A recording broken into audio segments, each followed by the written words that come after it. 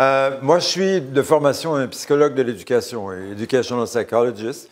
J'ai passé professeur émérite, ça veut dire que je ne suis plus à l'Université de Sherbrooke. Là. Depuis 3 ans, j'ai quitté cette université. J'accompagne en France, en Belgique, en Suisse, au Chili, des équipes de profs en milieu universitaire qui veulent développer des programmes par compétences. Non seulement concevoir des référentiels ou élaborer des référentiels, mais mettre les programmes en action, les concevoir, faire l'évaluation et tout. Donc, j'ai accompagné plusieurs équipes à travers le monde dans ce contexte-là, notamment en France. J'y suis encore. Des groupes d'ingénieurs, dont une grande école, là, parce que quand on est en France, la grande école des ponts et chaussées de Paris, on s'est mis 3 gallons supplémentaires sur l'épaule.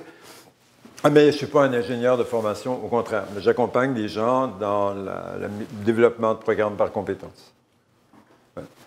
Et j'ai passé ma vie, quand j'étais à l'université, dans une faculté de sciences de l'éducation, les 10-15 dernières années, à travailler à la formation de profs en pédagogie universitaire ou en milieu universitaire. Mais avant ça, c'est étrange que j'ai commencé par là. J'ai travaillé dans les écoles primaires pour aider les enseignants qui intégraient des élèves déficients mentaux.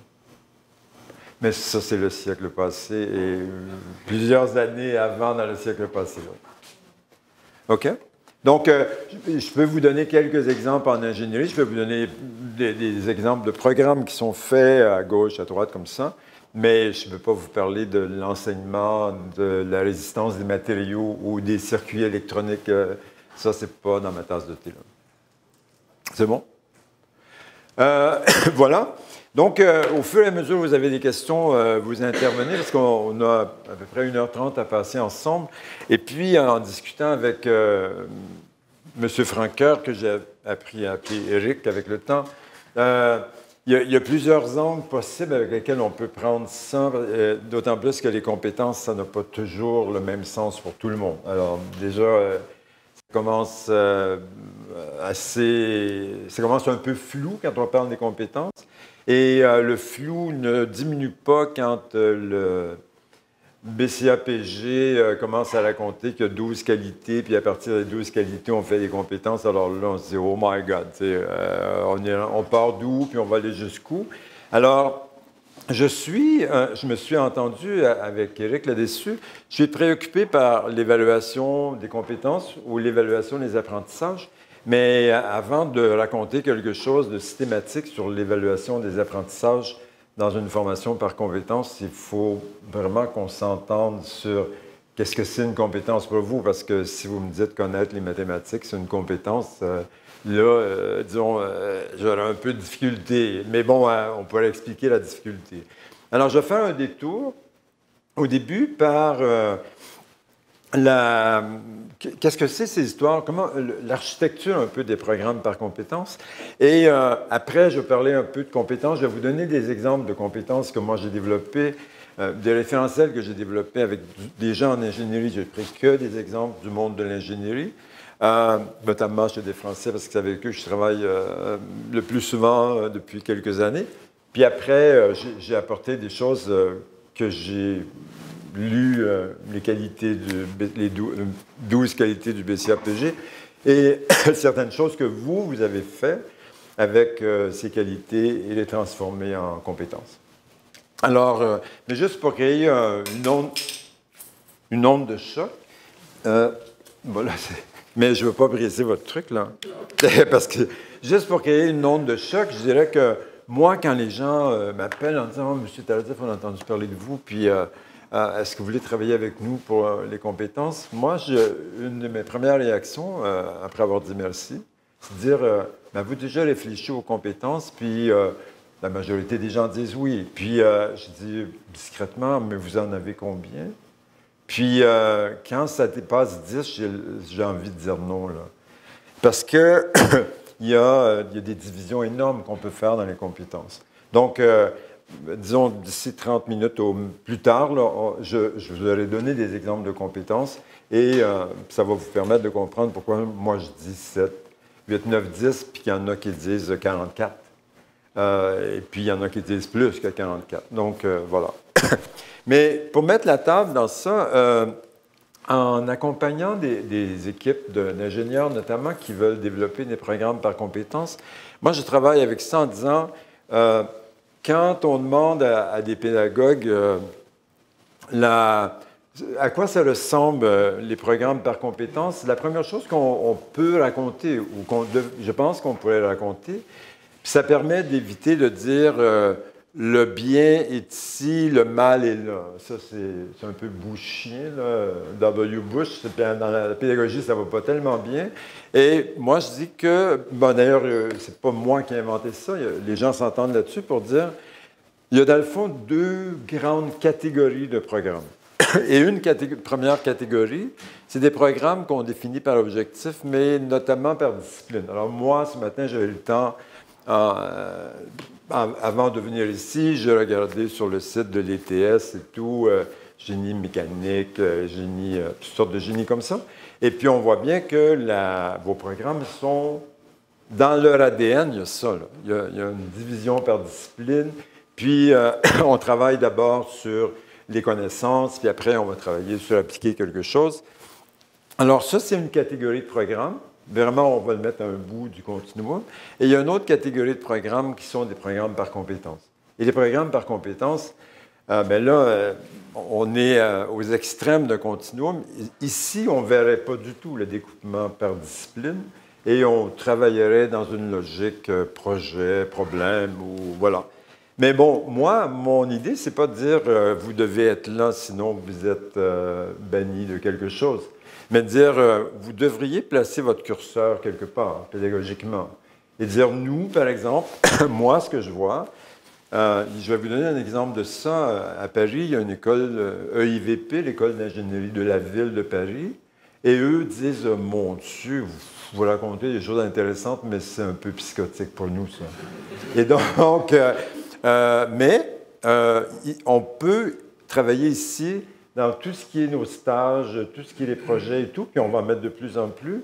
Mais vous avez beau raconter n'importe quoi, vous n'allez pas nous convaincre qu'on ne va pas enseigner. Malgré vous ou contre vous, ou voilà, on va enseigner 3 cours de maths dans les 2 premières sessions pour que les étudiants aient les connaissances de base pour pouvoir agir, parce qu'on ne croit pas que les gens agissent sans connaissance. Voilà. Mais c'est correct. Alors donc, dans la conférence aussi, dans la présentation que je fais avec vous aujourd'hui, je sentais à dire, moi, je ne veux pas vous convaincre d'aller là, puis à cet extrême-là.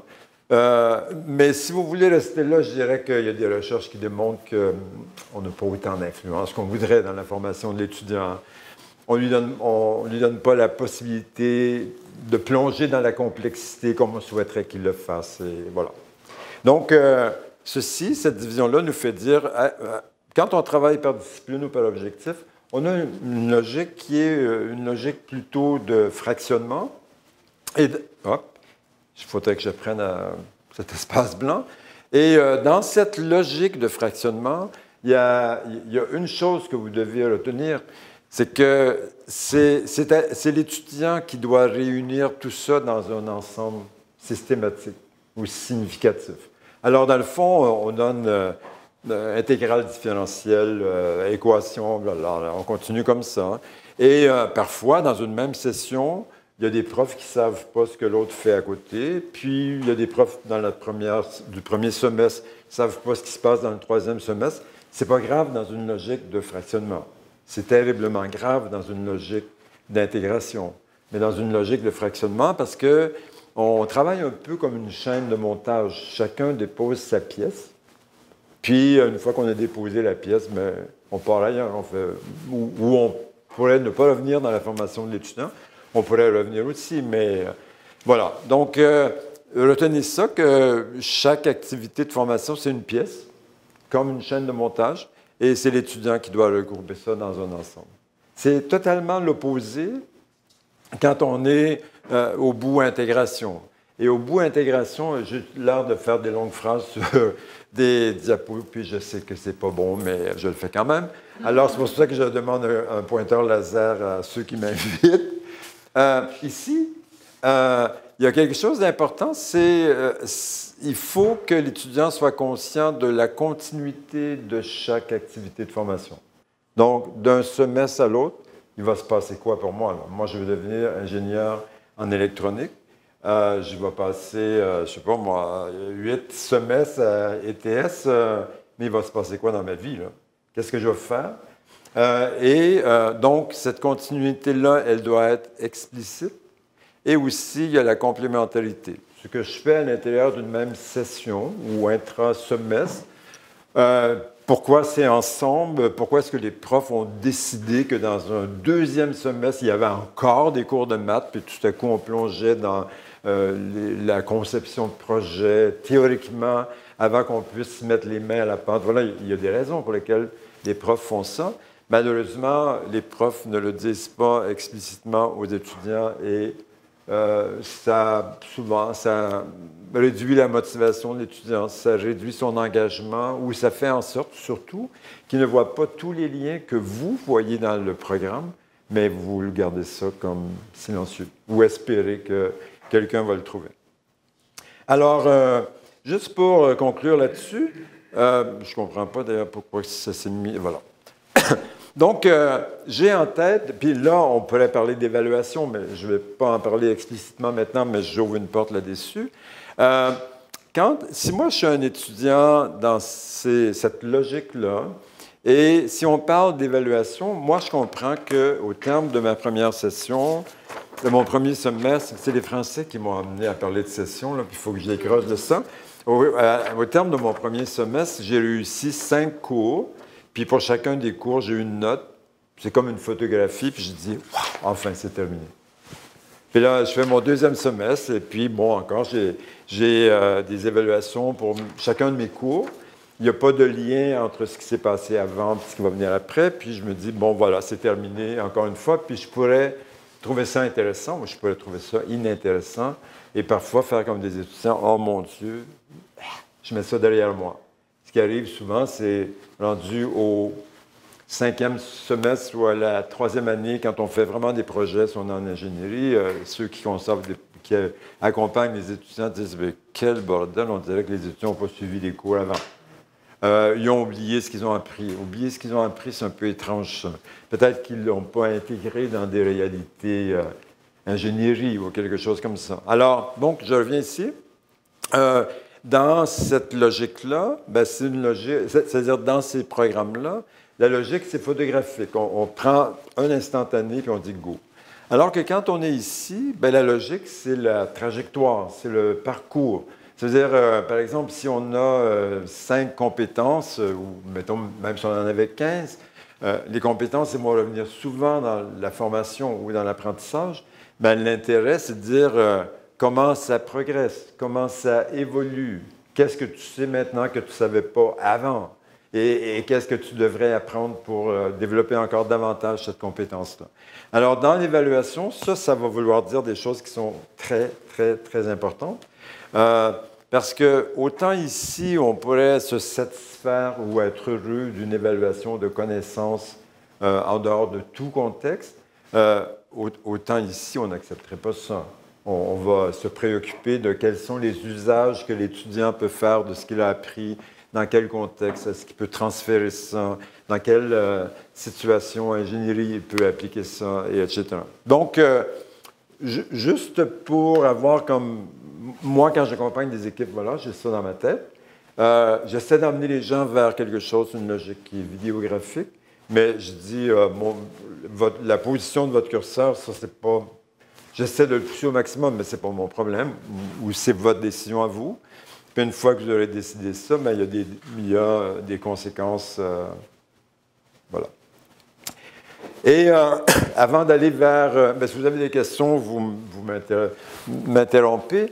Je vais revenir à ça ici, là, fractionnement et intégration. Puis je vais juste illustrer un peu à quoi ça pourrait... Qu'est-ce que ça nous amène à adopter comme choix pédagogique selon qu'on est ici ou là. Mais ici, honnêtement, on connaît bien ça, là, parce qu'on vient de là, on vit encore beaucoup comme ça. Et puis, c'est quelque chose qui fait partie de de nous naturellement, quoi. J'allais dire ADN encore une fois, mais je ne vais pas le dire. Donc, je vais regarder ça. On peut regarder ça sur plusieurs paramètres ou plusieurs éléments. Moi, je vais en regarder seulement 4, puis aujourd'hui, on va regarder celui-là plus particulièrement après s'être arrêté quelques minutes sur... voilà. Mais, Éric, on peut le remettre ce montage-là? Oui, il va voilà. Il va être disponible. Oui. Voilà. Donc, si on est ici, c'est sûr qu'on vit avec l'idée que la connaissance précède la pratique. Ça, c'est non négociable. Et quand on regarde des programmes d'ingénierie, plusieurs, on fait le tour un peu partout, on voit bien que ça, c'est intégré dans la conception. On ne va pas se lancer dans la conception avant de connaître un paquet de choses avant, mais on a comme en tête, il faut déposer des bases de connaissances disciplinaires. Puis, une fois que c'est déposé ça, là, comme ça, les étudiants vont pouvoir faire quelque chose avec ça. Disons que ça ne correspond pas tout à fait à la conception qu'on a de l'apprentissage maintenant chez les psychologues de l'éducation ou dans le monde de la recherche en éducation, où, mettons, les bases de connaissances, avant tout, c'est pas inutile, mais dans la formation universitaire, j'imagine que vous êtes comme ça aussi, toutes ces connaissances qu'on donne aux gens, c'est parce qu'on pense que quand ils vont vraiment, si on prend un ingénieur, concevoir un projet, cette base de connaissances, elle lui aide à planifier l'action, elle lui aide à réfléchir ses actions, elle lui aide à les remettre en question, à faire de nouveaux choix, mais on n'a pas intérêt à développer de grandes bases de connaissances qui sont inertes. Mais bon, on a comme idée que si on travaille fortement là-dessus, des semestres entiers, si vous voulez, que ça va donner quelque chose un jour dans l'action professionnelle. Alors, et la logique qui dirige ça, c'est une logique d'exhaustivité. D'ailleurs, quand on regarde, à moins que vous soyez très différents des autres, mais moi, quand je me souviens de mes collègues et moi, on repensait aux cours qu'on donnait, au programme qu'on avait fait, la question qui était « Oh mon Dieu, il y a quelque chose de nouveau, il faudrait bien l'intégrer dans la formation. » Ah, on va ajouter des crédits. Là, on disait non, ça ne se peut plus parce qu'on est au bout des crédits. Ah, ben, on va en trancher un ici. Ou on va fractionner. Au lieu de faire des activités de 3 crédits, on va faire 2, 2, 2. Puis le prof va parler plus vite. Ben, j'exagère un peu, mais dans le fond, la logique avec laquelle on travaille, c'est donner le maximum à l'étudiant. Le plus qu'on va en donner, mieux ça va être. Puis il va construire quelque chose à partir de ça.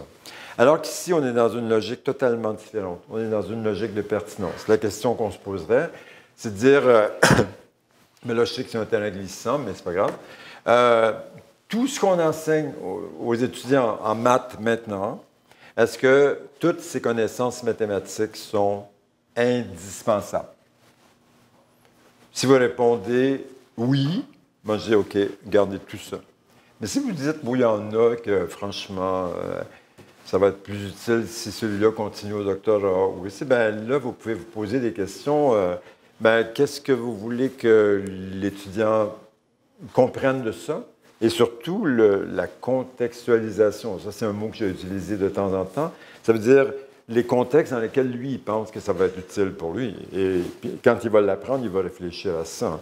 Donc, une des lignes directrices, c'est les usages pluriels ou les nombreux usages de tous ces apprentissages qu'on fait au fur et à mesure de sa formation ou de son, je l'ai dit au début, là, de son parcours. Alors, oui? Où est-ce que tu situes dans un cours que le prof, en général, va faire la connaissance, l'exercice, le problème, le laboratoire, avant d'aller chercher une nouvelle série de connaissances? Il y a quand même une variété d'approches. Même si on est dans le fractionnement, il va tout de suite faire le transfert ou transposition dans un lab. Le prof, l'étudiant? Le professeur. OK. Dans le système qui est à la disposition, il y a quand même alternance entre la théorie et la pratique. Voilà. Ben, si vous voulez aider l'étudiant au maximum, vous allez, j'aurais dû écrire ce que vous avez dit là, vous allez commencer par le troisième point que vous avez mentionné. Vous allez commencer par le problème. Puis après, parce que si vous commencez par le problème, et que moi, je suis votre étudiant, je suis comme là, oh wow! Je ne comprends pas, mais c'est super, parce que si j'ai l'impression de vous comprendre, j'écoute. Je ne suis pas tellement présent là, parce que je me dis, il va radoter quelque chose que je sais déjà, ou moi, je vais penser que je le sais, mais je ne le sais pas. Donc, quand on est ici, nous nous sommes souvent sauvés la vie en donnant un exemple. C'est mieux que rien. Mais le plus puissant, c'est le problème. Ça veut dire, par exemple, vous présentez dans votre chaîne, là, vous avez dit, c'est quoi votre chaîne? Le quatrième, c'est laboratoire. Exercice, problème, laboratoire.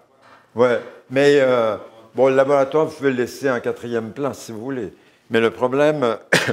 Alors, j'ouvre une parenthèse parce que ça permet de répondre à ça. Si vous avez été attentif à la formation en médecine maintenant, ben vous pourriez voir, et vous seriez probablement... Bon, si vous avez été attentif, vous n'êtes pas surpris. Mais si vous n'avez pas été attentif, vous allez être surpris que la majorité des facultés de médecine au Québec, mais ce n'est pas juste vrai au Québec, là, font la formation apprentissage par problème. Alors, pour vous donner un exemple, puis je ne vais pas laisser longtemps là-dessus, à la faculté de médecine à Sherbrooke, ça fait 31 ans, là, où la formation apprentissage par problème. Alors, dans cette faculté-là, si vous cherchez un prof qui donne un cours théorique, vous n'allez jamais en trouver, là. Il n'y a pas de cours magistral dans ça.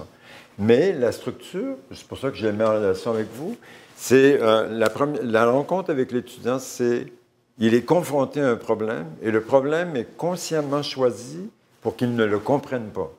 C'est-à-dire, il faut que j'apprenne quelque chose que je ne sais pas pour comprendre, je vais parler comme un Québécois, ce maudit problème-là. Là. Et donc, au terme de cette première rencontre, le prof établit des objectifs d'apprentissage, et la deuxième rencontre, elle est sur ce que j'ai appris pour résoudre ce problème-là. Bon, en médecine, diagnostic, voilà, et pronostic et intervention, puis ensuite construire une base de connaissances sur le problème.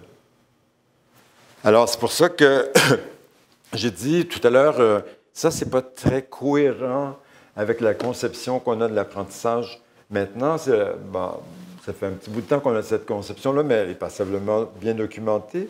Ça veut dire, les gens... Parlons de nos étudiants. Nos étudiants apprennent d'autant mieux et d'autant plus que le contexte donne sens à ce qu'ils apprennent. Donc, le problème donne sens à ce qu'ils apprennent. Alors, ben là, si on revenait à ce curseur-là, l'intervention de ce monsieur, Daniel.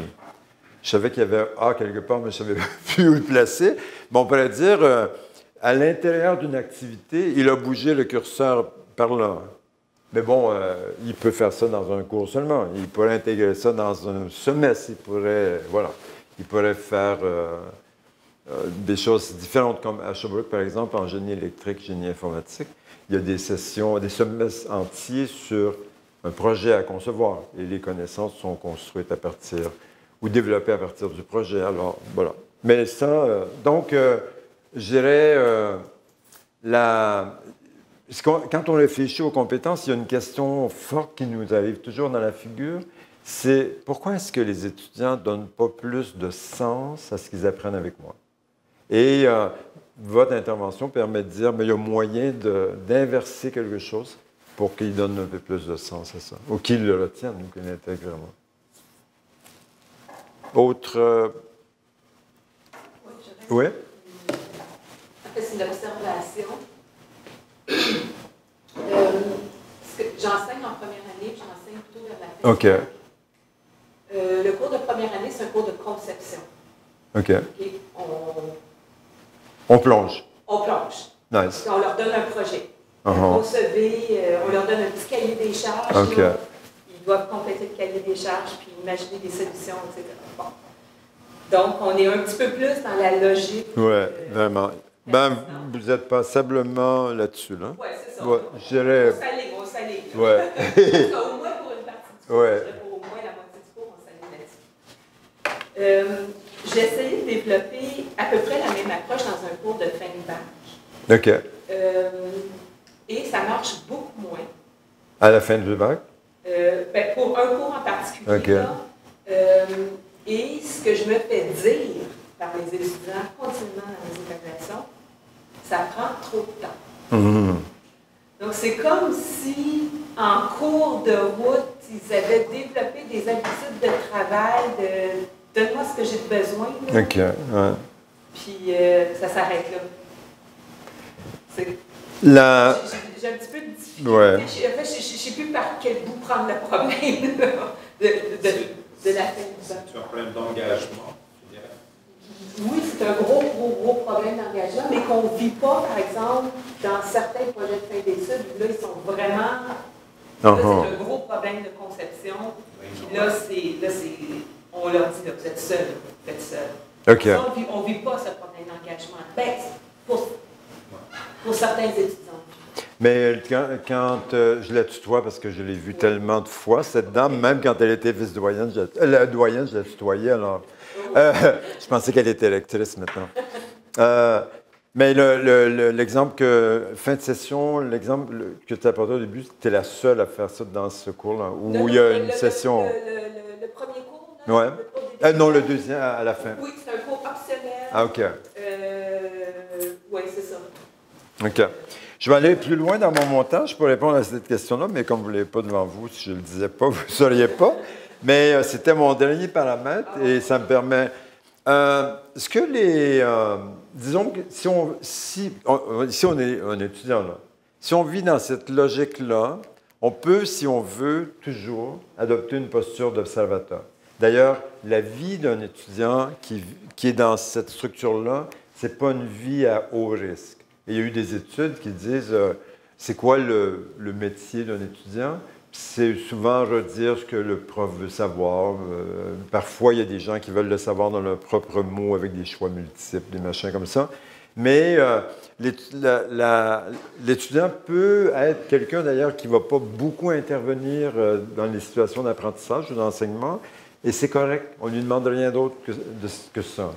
Alors qu'ici, par exemple, je vais revenir à l'apprentissage par problème dans les facs de médecine. Mais vous savez comment ça marche, l'apprentissage par problème, où je vous donne... c'est tellement codifié que ça me prendra 3 minutes à vous le dire. OK. Alors, prenons le cas Sherbrooke, mais ensuite, je vais sortir de là pour mon exemple. Les étudiants, ils sont réunis en groupe de 8, 10, 12. Puis le prof s'appelle un tuteur et... il y a une rencontre, une première, mettons le lundi matin, qui dure 1h30, où on leur présente un problème de santé, même si c'est la première semaine de formation, là, et qu'un médecin va vraiment rencontrer dans sa vie. Et les étudiants, avec le tuteur, discutent. Et la conclusion de ça, c'est de dire quels sont les objectifs d'apprentissage que nous devrions avoir pour comprendre ce qu'on ne comprend pas. Donc, ça, c'est le lundi matin, voilà. Et ils reviennent à la fac le vendredi après-midi. Ils ont lu, ils ont travaillé en groupe s'ils le voulaient, ils ont consulté les personnes qui voulaient. Et le vendredi après-midi, ça dure 1h30 aussi, et c'est pour résoudre le problème et travailler sur les connaissances qu'on a construites. Je quitte cette histoire. Bien, ça, c'est codifié beaucoup comme ça, l'apprentissage par problème. Et si vous avez des doutes, par exemple, en disant bon, est-ce que ça marche cette folie-là? Honnêtement, vous êtes des chercheurs comme moi. Il y a eu 3 méta-analyses sur qu'est-ce que ça donne à des étudiants d'apprendre par problème. Et la question qui est est-ce qu'ils apprennent moins que dans un cours magistral? La réponse est non. Est-ce qu'ils apprennent plus? La réponse est souvent non. Mais est-ce qu'ils transfèrent plus leurs apprentissages? La réponse est souvent oui. Quand ils sont adultes, quand ils sont professionnels dans leur vie après l'université, est-ce qu'ils poursuivent leur formation continue? En général, oui, plus que les autres. Voilà. Donc, alors, il y a des endroits, là, je sors de ça, il y a des endroits, puis j'essaie d'illustrer ça ici, là, puis ensuite je vais revenir à la question de Sylvie. Il y a des endroits dans les facs de médecine où on demande aux étudiants, quand ils reviennent après avoir fait leur apprentissage, de déposer 2 cartes conceptuelles, des mind maps ou des semantic maps, des choses comme ça. Voilà, des réseaux de concepts, là.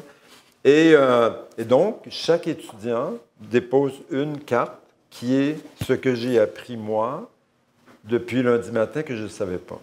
On dépose ça devant tous les étudiants. On a quitté ça pas mal, là. C'est comme, voilà. Et puis, en plus, on va en déposer une deuxième, qui est, je veux devenir un médecin, puis un médecin, ça fait du raisonnement diagnostique. Et de recherche, on a montré qu'un bon médecin, quand on le rencontre, on commence à lui raconter « Ah, j'ai de la fièvre, gna, gna, gna ». Dans sa tête, il génère 5, 6, 7 hypothèses. Alors, on demande aux étudiants, exposez les 7 hypothèses que vous avez eues lundi matin et explicitez sur quelles connaissances que vous avez apprises cette semaine, que vous avez éliminé les hypothèses une à une et celles que vous avez retenues. Dans une structure comme ça, l'étudiant n'a pas le choix, là. Il est toujours en train de risquer quelque chose. Il dépose devant ses pairs, devant un tuteur, une construction de connaissances qu'il a faite sans être assuré est-ce que c'est bien ou pas, mais le contexte, l'apprentissage par problème, ça favorise ça. Ça veut dire on permet à un prof de valider ce que j'ai réellement appris. Pas les questions que j'ai fournies à un examen, mais ce que j'ai réellement appris et qui fait partie de ma base de connaissances. Et le prof pourrait dire, bien ça c'est, mettons, si vous voulez être médecin dans la vie, ici il y a une conception erronée, on ne peut pas vivre avec ça. Il faut changer ça. Donc, mais bon, alors la question de Sylvie, c'est de dire, est-ce que l'étudiant, je la formule autrement, moi je dirais l'étudiant a appris à vivre ça confortablement. Et en plus, s'il n'est pas dans un contexte où on lui demande d'être acteur souvent, l'étudiant finit par conclure que ça, c'est la meilleure situation d'apprentissage. C'est le meilleur pour lui. Parce qu'il entend plein de choses, puis il a l'impression de retenir plein de choses. Et quand on l'oblige à aller vers ça, il a l'impression qu'il perd son temps, que ça lui demande beaucoup de temps. C'est vrai que ça lui demande beaucoup de temps. Et que, dans le fond, il entend moins de choses qu'il entendait avant. Mais lui, il n'est pas conscient vraiment que ce qu'il entend, c'est pas toujours intégré dans sa tête, là. Alors, je dirais, il y a comme un apprentissage que l'étudiant fait aussi au fur et à mesure de sa formation. Et c'est d'autant plus difficile si un prof, c'est pour ça que je posais la question, si un prof est le seul à faire un changement important, il y a comme une masse critique qui est un peu, pas qu'il lutte contre lui, mais mettons, c'est un poids avec lequel il doit vivre. Inertie, voilà. Oui, c'est vrai. Il y a M. Robillard, mais j'ai oublié. Robillard. Je sais, puis j'y arrive pas. C'est vrai, c'était au siècle passé aussi. Vous parlez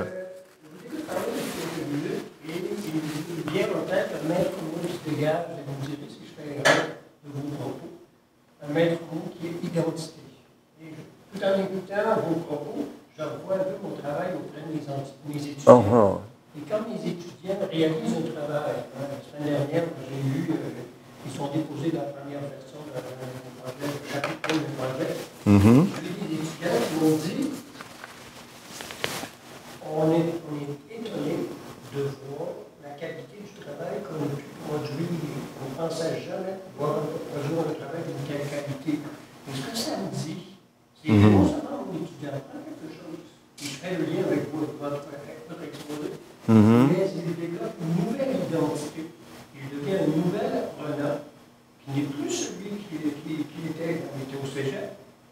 Il est en route vers la construction d'une nouvelle identité qui va s'appeler ingénieur en jeu. On construit une nouvelle identité, donc le continuum dont on parle, il contribue à la construction d'une identité. Et c'est bien, je trouve que l'étudiant le réalise.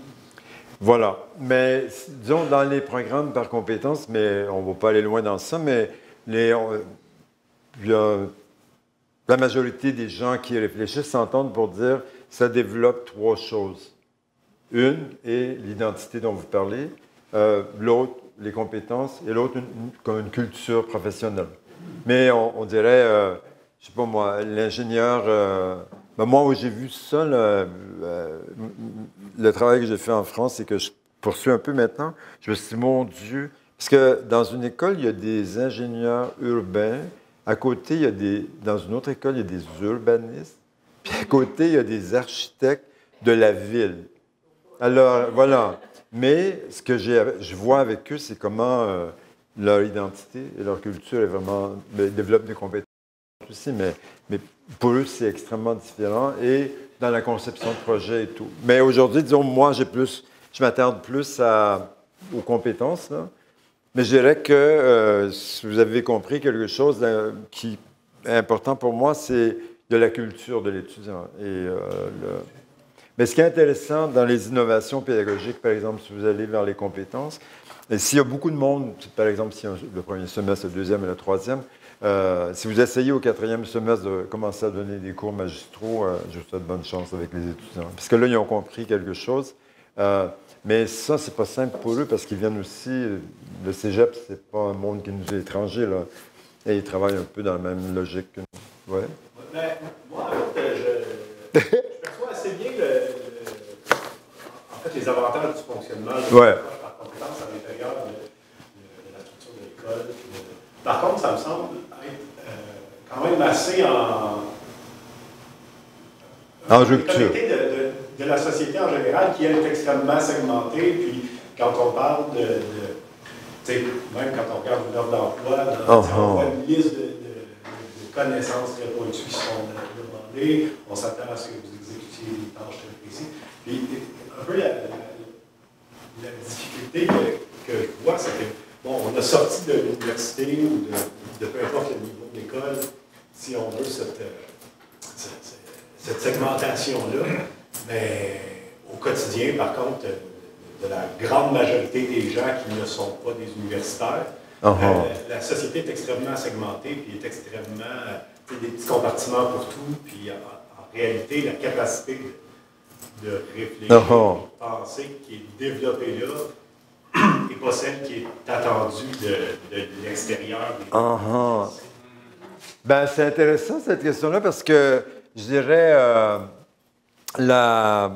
j'ai plusieurs flashs en tête pour la réponse, mais je vais passer par où. Je dirais que Eric ne m'a pas demandé ça, mais s'il m'avait demandé, il faut avec ces gens travailler sur pourquoi des programmes par compétences. Et est-ce que c'est une mode ou un machin comme ça?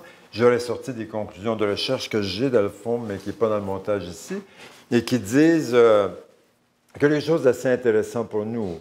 Vous prétendez développer chez les étudiants la capacité de gérer la complexité, ils l'ont pas. Oubliez ça, ils l'ont pas. C'est dommage, par exemple. Vous prétendez, mais pas vous, ETS, là, c'est vous, voilà. Vous prétendez développer des gens qui sont capables d'établir des interactions significatives entre eux quand ils conçoivent des projets, par exemple, ou quand ils sont dans des groupes de travail, de créer un contexte d'interdépendance. Oubliez ça, ils tirent la couverte dans chacun de leur sens. Et donc, il y a quand même, là j'exagère un peu, mais si j'avais mes conclusions de recherche devant moi, ça serait mais ce serait plus nuancé.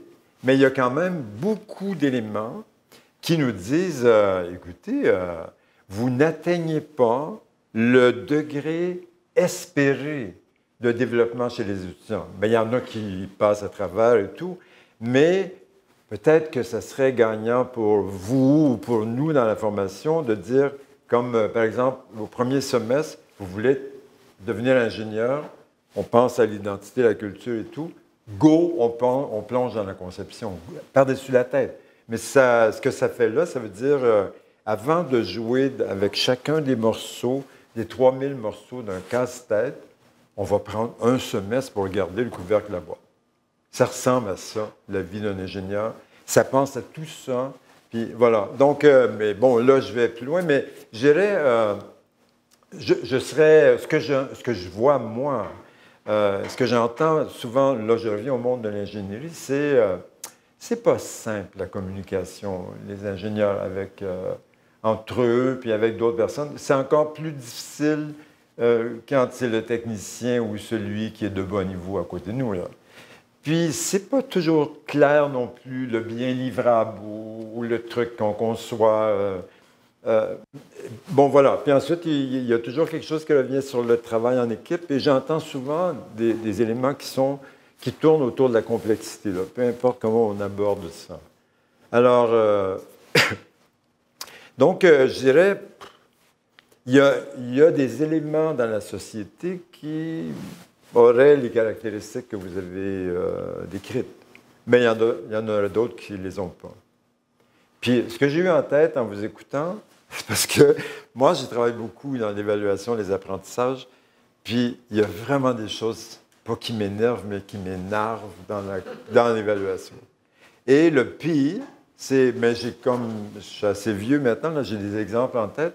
Alors, quand j'entends des gens qui disent « Ah, les notes, c'est important, puis comme le pourcentage, ça serait encore mieux que nos fameux AA+, AA- et tout », moi, je dis, c'est quand même étrange, j'ai passé 39 ans de ma vie dans une université, et dans les 39 ans, j'ai fait, je ne sais pas combien de sélections, de comités de sélection de mes collègues. On ne s'est jamais intéressé une fois aux résultats obtenus à sa thèse. Jamais. Moi, je n'ai jamais vu la note que mes collègues ont eue pour leur thèse. Ça ne nous intéresse pas. Mais ça nous intéresse plus de savoir qu'est-ce que fait et tout. La question, c'est pourquoi est-ce que tout à coup, ça nous intéresse tant de dire qu'il faut décomposer les apprentissages, puis quand on devient parent, parfois c'est encore pire, de dire qu'il faut des notes, et voilà. Donc, mais j'aurais cette préoccupation de, s'il y avait un élément, je dirais, de la complexité. Comment l'étudiant... Et c'est pas pour rien hein, que les profs dans les facs de médecine ont changé leur approche pour une grande partie d'entre eux, pour aller vers l'apprentissage par problème, parce que il y avait des recherches qui leur disaient vous qui êtes des grands experts, c'est pas sûr que, d'ailleurs, ils le disaient, que vous avez retenu ce que vous avez appris à la faculté.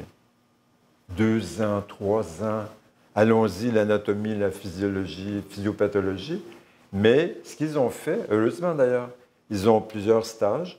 Alors, eux, ils disent, moi, quand je suis allé en stage la première fois, où j'ai rencontré quelqu'un qui avait le Parkinson, c'est devenu mon prototype. Et sur lui, j'ai bâti plein de choses comme ça. Et donc, c'est la contextualisation où... et j'aurais cette préoccupation sur la complexité, mais encore une fois, le curseur. Là. Oui, puis je vais m'obliger, je vois le temps passer, à aller à des compétences, parce qu'il faut que je parle de compétences. Allez-y. Vous parlez beaucoup de médecine, et puis je pense que la pratique de médecine est différente de la pratique de génie. Oui. Tout le monde est différent. Alors, les ingénieurs, écoutez, moi j'ai travaillé dans les bureaux de génie conseil, et puis pour faire une caricature, on me met dans des petits cubicules, et on me dit, toi tu étudies cette route-là, puis surtout pose pas de questions, si tu poses des questions, tu prends la porte. Alors, la question, c'est pour voir dans le contexte global, est-ce que la formation par compétence, est-ce que ça s'applique aux ingénieurs? Si vous voulez, oui, c'est bien. Oui, allez-y, parce que ça prend. Oui, j'ai vu ton nom verbal aussi. Je fais des projets de recherche actuellement où justement on se rend compte qu'on est arrivé à la limite de cette façon de fonctionner-là. Il faut faire autrement parce que ça marche. On n'est plus capable de gérer la complexité en fonctionnant. On n'est plus capable de désigner un moteur d'avion avec les contraintes que nos clients nous imposent de le faire en 2 ans, avec toute une série de petits spécialistes qui saucissonnent. On a besoin justement de généralistes qui ont des connaissances assez vastes pour gérer cette complexité-là. C'est la même chose en construction, quand on parle d'intégrer, mieux intégrer le travail de l'architecte, des ingénieurs, des contracteurs, des sous-traitants. Il faut le faire autrement. Vous avez donné des exemples d'ingénierie, pas de médecine. Ah ben moi, je dirais que... Oui, mais je ne vais pas commencer à marcher dans des souliers d'ingénieurs que je ne porte pas. Je peux vous dire ce que j'entends des ingénieurs. Moi, on m'a dit, la formation je répète, c'est presque guillemets, mais je mets quelques mots de ma part. La formation ici, ça peut très bien aller pour l'ingénierie séquentielle. Si c'est ça qui vous intéresse, go. Restez dans ça. Mais si c'est l'ingénierie simultanée, le concurrent engineering qui vous intéresse, bien attention. Parce que là, vous demandez à quelqu'un de sortir de cette position-là. Vous demandez à quelqu'un, prends pas ta caméra, puis fais ton petit zoom en disant « Ah, je vois Sylvie, puis c'est la seule que je vois. » Non, je vois ce monsieur-là, mais je vois tout le monde.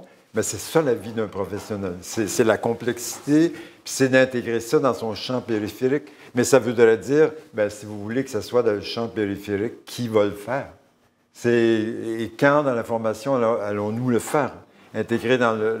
Donc, mais ça m'amène ça, parce que je vois le temps passer, je vais vous donner des exemples de compétences. Puis après, je vais arriver à ETS après ça. Voilà.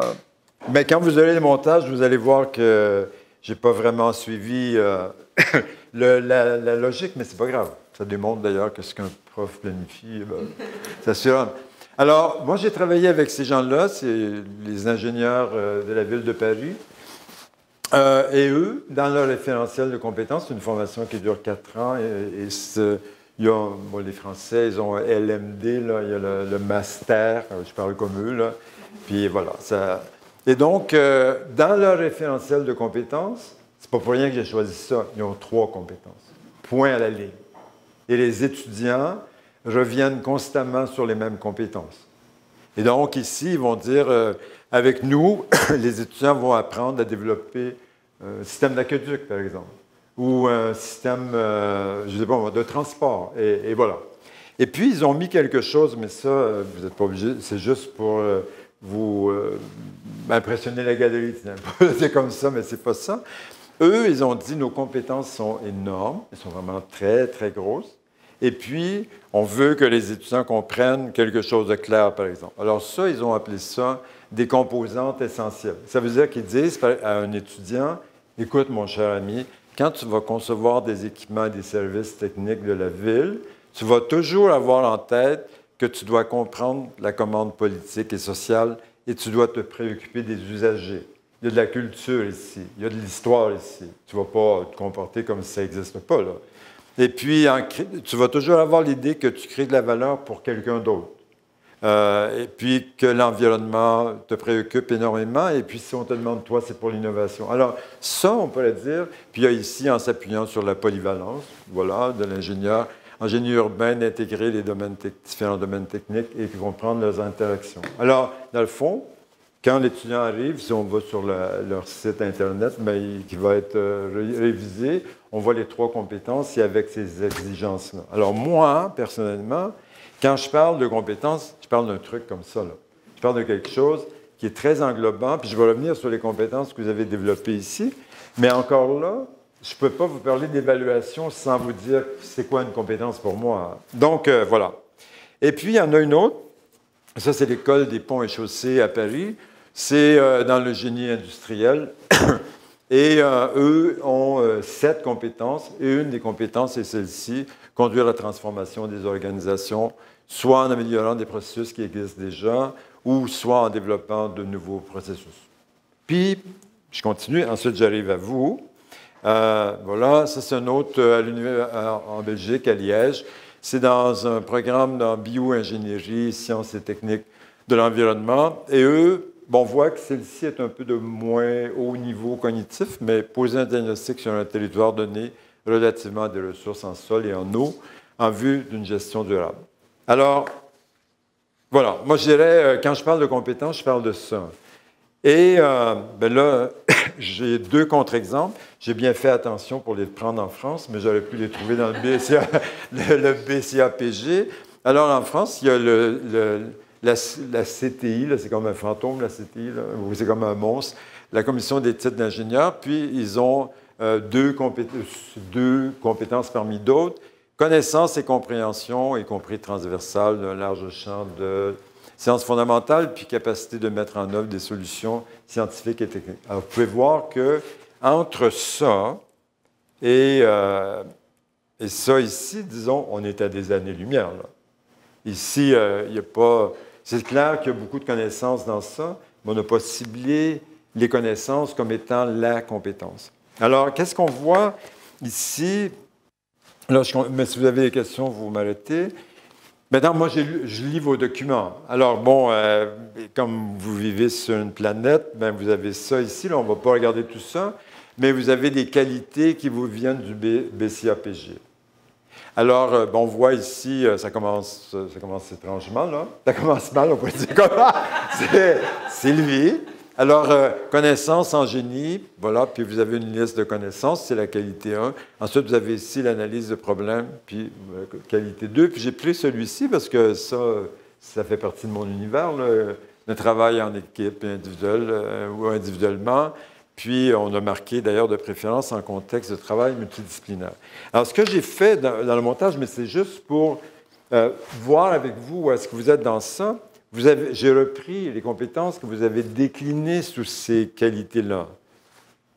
Alors, disons ici, quand on prend la première qualité, vous avez dit, enfin, c'est ce que j'ai compris, qu'il y a 3 compétences qui sont ancrées dans cette qualité-là. Dont une qui est résoudre des problèmes mathématiques. Alors, donc, on voit que là, le curseur, il est passablement là. Oui? Oui. Juste pour contextualiser, oui. Qu'est-ce qui s'est passé avec cette qualité-là? J'étais sûre de comité institutionnel. Alors, on s'était dit, celle-là, on ne travaillera pas dessus en termes de compétences. Celle-là? Celle-là, parce que c'est des connaissances, puis les connaissances, c'est une ressource que tu mobilises pour agir. Oh. Mais le BCAPG nous a dit non. Vous allez développer ça. On a mis n'importe quoi. Essentiellement, on a mis ce qu'on fait, ce sur quoi on évalue les étudiants dans le cours, c'est de résoudre des problèmes. Ben là, ce qui est... oui? Pour bonifier, j'étais sur le même. Bonjour, Sylvie. Il était minuit moins 1 seconde quand on nous a demandé ça, naturellement. 3 ans pour poser des questions. Ouais. Et on a essentiellement pris la définition de la qualité. On a vu mathématiques, sciences fondamentales et disciplines du génie. On a juste brodé les énoncés des questions qu'on était capable de faire. On a divisé la qualité en 3 essentiellement. C'est ça. Donc, mais en sachant que c'est... On n'est pas dans une logique de compétence. Voilà. Ben, OK. Mais ce qui est important là, ça veut dire, encore une fois, on peut faire revenir le curseur, là, dire à gauche, à droite et tout. Et moi, je dirais, par exemple, tout ce que nous pourrions discuter sur l'évaluation des compétences, ici, il faudrait mettre plein de bémols, parce qu'on n'est pas dans quelque chose qui est pur sans compétences, pour le dire comme ça. Voilà. Et c'est pour ça que moi, je trouvais important de donner quelques exemples et de revenir sur les compétences que vous avez développées rattachées aux qualités. Et si on va à la deuxième qualité, celle-ci, elle a quelque chose de particulier. Vous vous souvenez, la qualité, là, c'était appliqué, analyse de problème. Voilà. Alors ici, on voit quelque chose qui est souvent assez fréquent dans l'élaboration d'un référentiel de compétences. C'est les gens, ils font une séquence d'action ou une procédure, dans le fond. Alors, ça veut dire, l'ingénieur identifie et formule le problème, et une fois qu'il a fait ça, il choisit un modèle ou une méthode. Et une fois qu'il a fait ça, il applique le modèle et la méthode. Et une fois qu'il a fait ça, il interprète le résultat. Donc, c'est une manière d'élaborer des compétences, mais on pourrait dire que ça devrait être votre dernier choix. Qu'il y a des choix qui peuvent être plus englobants que ceux-là. Mais encore là, je comprendrais que vous êtes préoccupé de répondre aux qualités du BCAPG et jusqu'à quel point on répond à ces qualités-là. Mais la question que moi j'aurais toujours, mais j'ai entendu parler du BCAPG à quelques reprises, c'est toujours à quoi s'attend le BCAPG pour les compétences? Est-ce qu'il s'attend à quelque chose de bien formalisé ou pas? Est-ce qu'il... Voilà. Et quelle est la nature? Et puis, si on allait à la qualité 6, qui portait sur le travail en équipe, mais là, on voit qu'il y a un peu une autre logique. Là, on a regardé plusieurs éléments. Donc, on voit qu'il y a organisé le travail d'équipe. Il y a, voilà, ça peut être comme une composante très importante du travail d'équipe. Composer avec les différences individuelles ou disciplinaires, proposer des solutions pour intégrer des propositions et évaluer le fonctionnement de l'équipe. Alors, donc, je vais retrouver mes pages pour revenir au bon point. Moi, quand je parle de l'évaluation des compétences, parce que je vais parler de ça là, dans le fond, je parle de quelque chose qui est plus, ben c'est encore le curseur, là, qui est plus englobant que ça. Et à la limite, excusez-moi, là, je m'y retrouve, voilà. Je parle de quelque chose comme ça. Je parle d'une compétence qui est très, très, très englobante. Mais, ayant analysé vos documents, ayant lu vos documents, je me suis dit, bon, il faut quand même trouver une bonne piste pour évaluer ça. Et voilà. Donc, questions ou commentaires, puis sinon on poursuit. Je vais revenir en arrière sur une chose. Oui?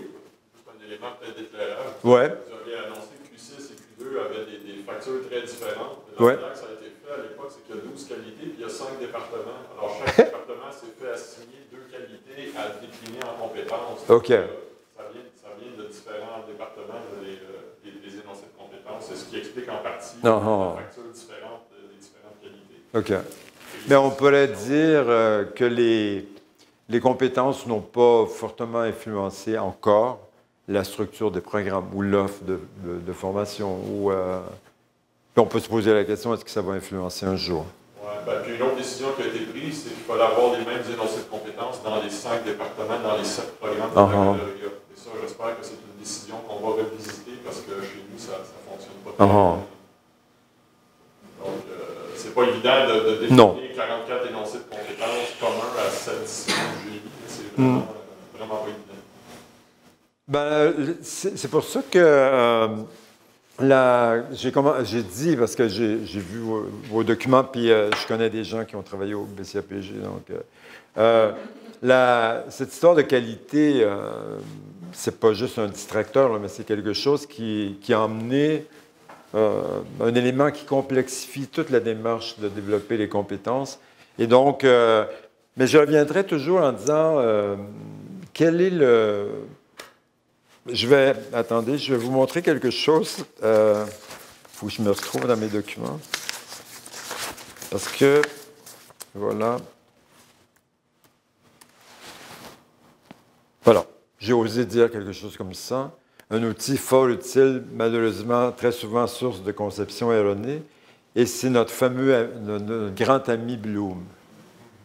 Alors, ce que les gens font avec ça, malheureusement, c'est que d'ailleurs, je ne sais pas qui leur a raconté ça, mais ils prennent cette pyramide-là, comme ça, puis ils disent, il faut d'abord reconnaître, ensuite il faut d'abord comprendre, ensuite il faut appliquer, analyser, mais honnêtement, dans la vie de l'être humain, ça ne tient pas tellement la route, là. Et donc, mais ça, parce qu'on a ça dans la tête, ça nous permet de dire, bon, on va passer un semestre sur ces deux semestres sur ces deux niveaux-là, puis après, quoi que l'intervention que vous avez faite, vous dites à l'intérieur d'une même cours, on va faire ça. Puis, mais on dirait qu'on a intégré quelque chose qui est, on l'analyse, l'évaluation, la création, ça va arriver beaucoup plus tard. Alors, ça, je dirais, vous avez des bonnes questions à vous poser par rapport à ça, mais on voit que le BCAPG, dans les premières qualités, a fait quelque chose qui est un peu comme ça. Il faut connaître, ensuite on va analyser, ensuite on va appliquer. Donc, cette contrainte-là, elle existe pour vous.